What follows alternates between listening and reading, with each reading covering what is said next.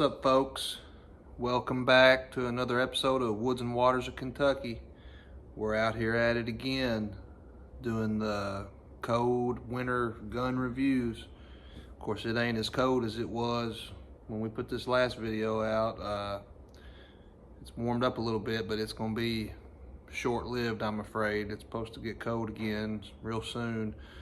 If I didn't have to work a full-time job, I probably would have went fishing today, to tell you the truth, but had to be at work today. Probably won't get an opportunity to go anytime soon, but first good chance I get, I'm gonna go do something, either on the water or out in the woods. But for today, it's gonna be another gun review video.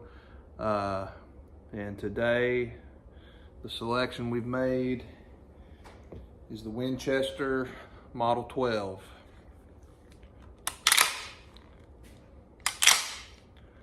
This right here was another one of my grandfather's guns. It's considered the standard grade.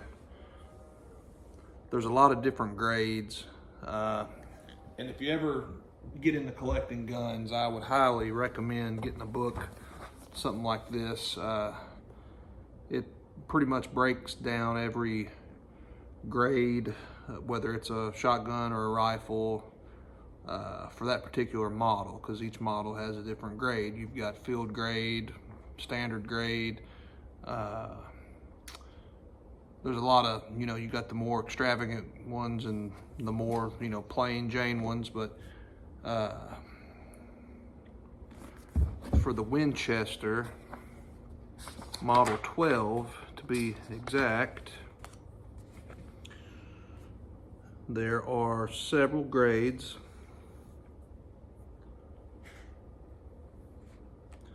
Like I was saying, there's just a field grade, a pigeon grade, standard grade, trap grade.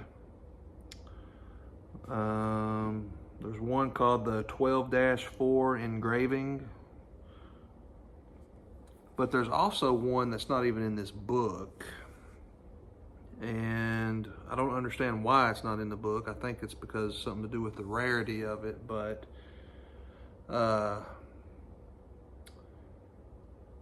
there's a Winchester Model 12 Black Diamond, and I'm sure a lot of gun enthusiasts already know about them, but for somebody who might be new to guns,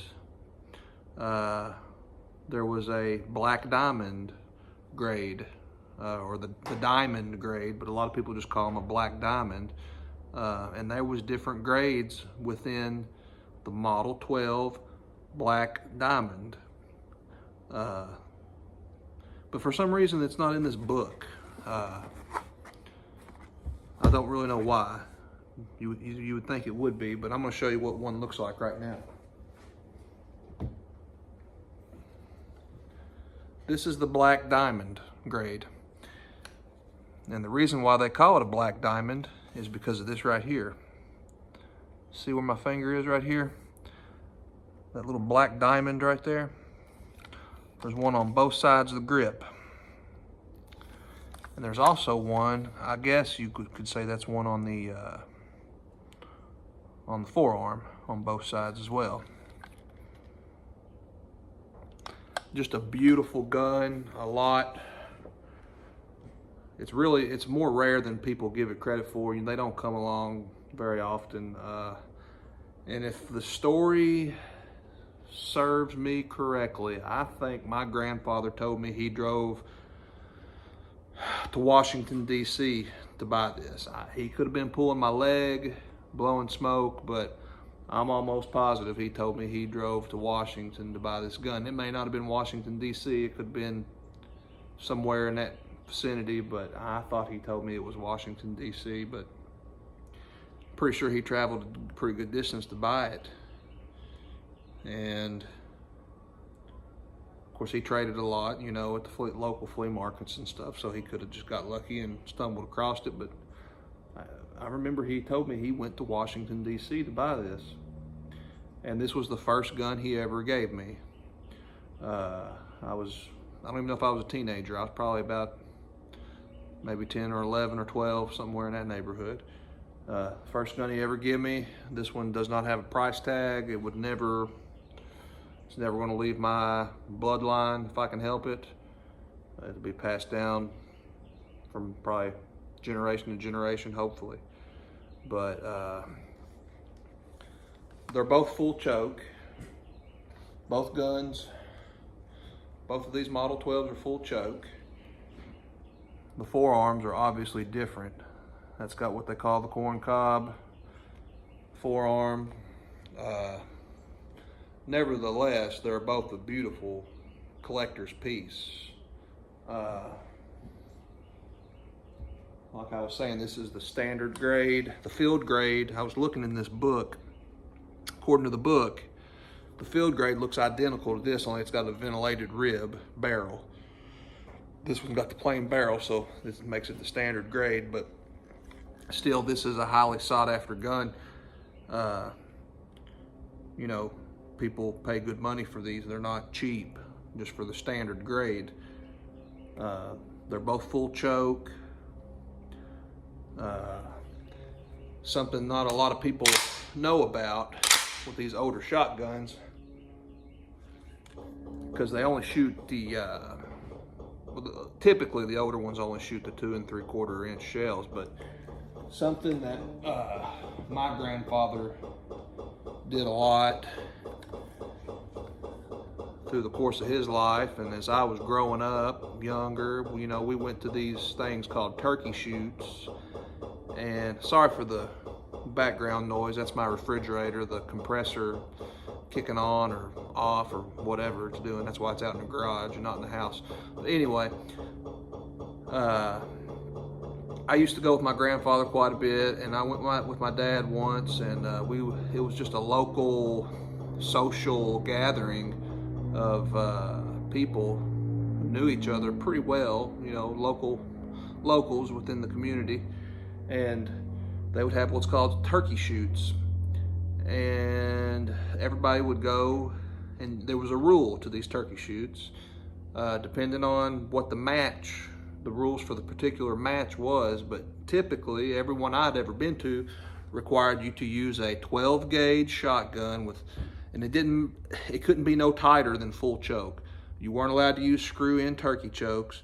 It had to be modified. Some people would show up with modified chokes or improved modified, but you know, typically everybody had full chokes, plain, you know, no screw-in chokes whatsoever.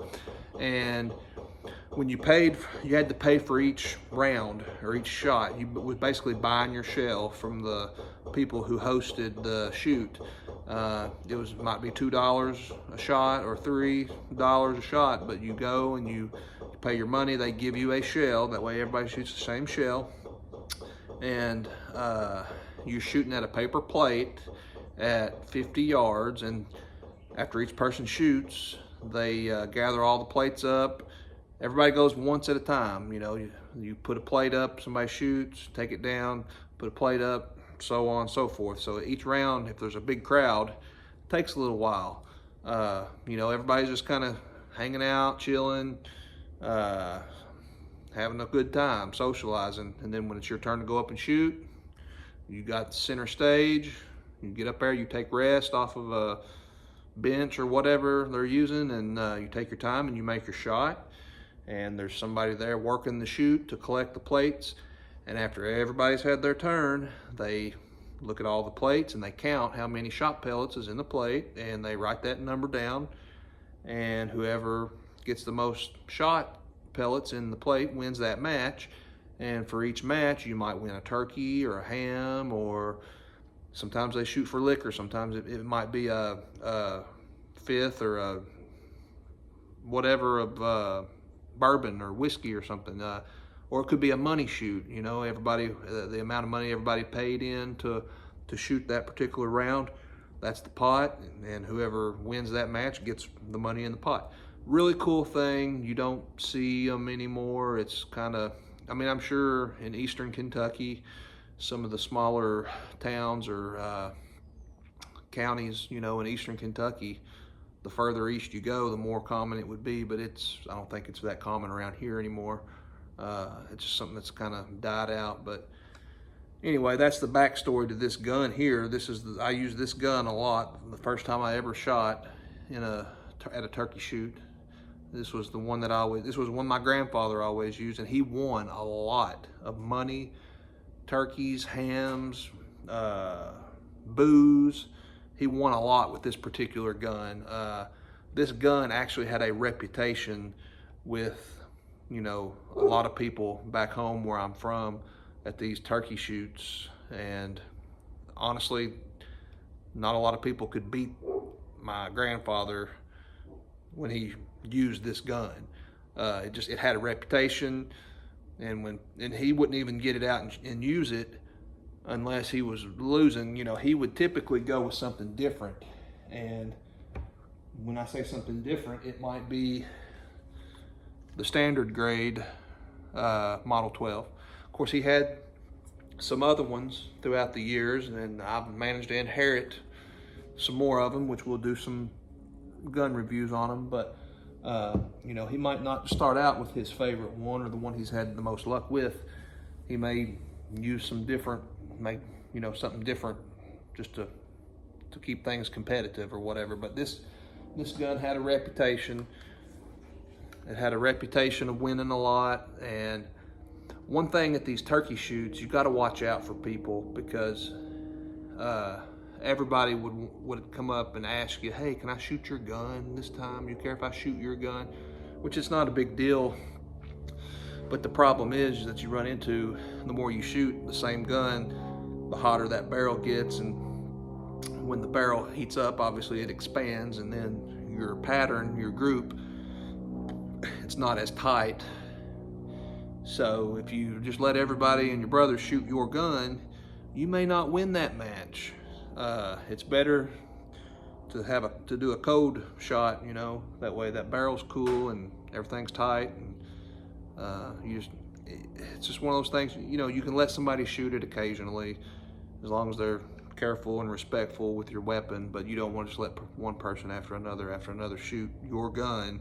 And then next thing you know, you got a hot barrel and you go up to shoot and your pattern's not as tight as it was had it, nobody shot it. But anyway, this is the Black Diamond Model 12, very rare gun. I was actually on Gun Broker a couple nights ago looking at them because I'd like to have the set.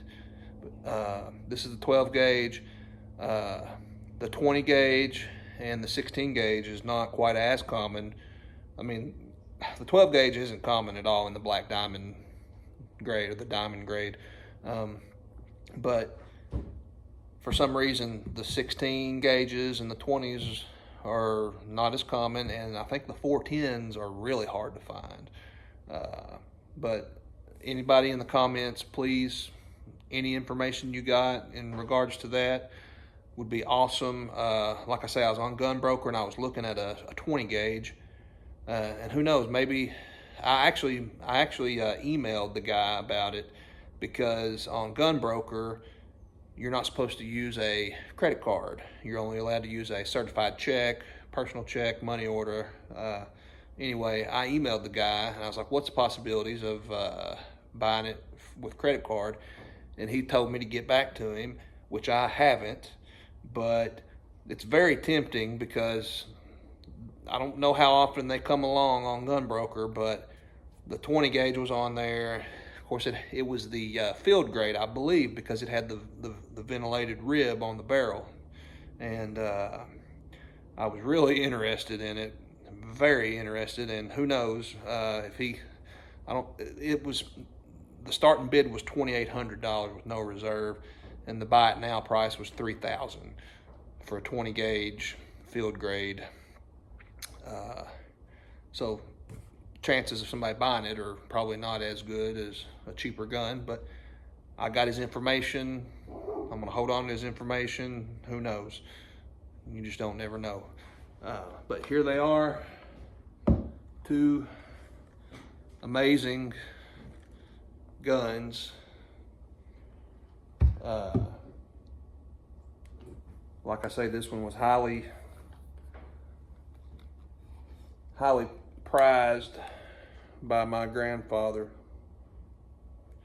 You know, the wood, the stock is just so much more, you know, this one's just kind of a plainer stock, you know. Still a beautiful gun, but it's just not the gun that this one is in regards to cosmetics and from a collector standpoint. You know, this, from a collector standpoint, this would be a very sought after firearm. So anyway, guys, hope you enjoyed it. I know it's late in the week and we're supposed to pair it up with another one, so we may try to do that. But anyway, this one really wasn't as much of a loadout review or whatever. It was just more of a review from a collector standpoint. So hope y'all enjoyed it, and please leave me some comments because I'm interested to know what y'all got to say about this one. Thanks.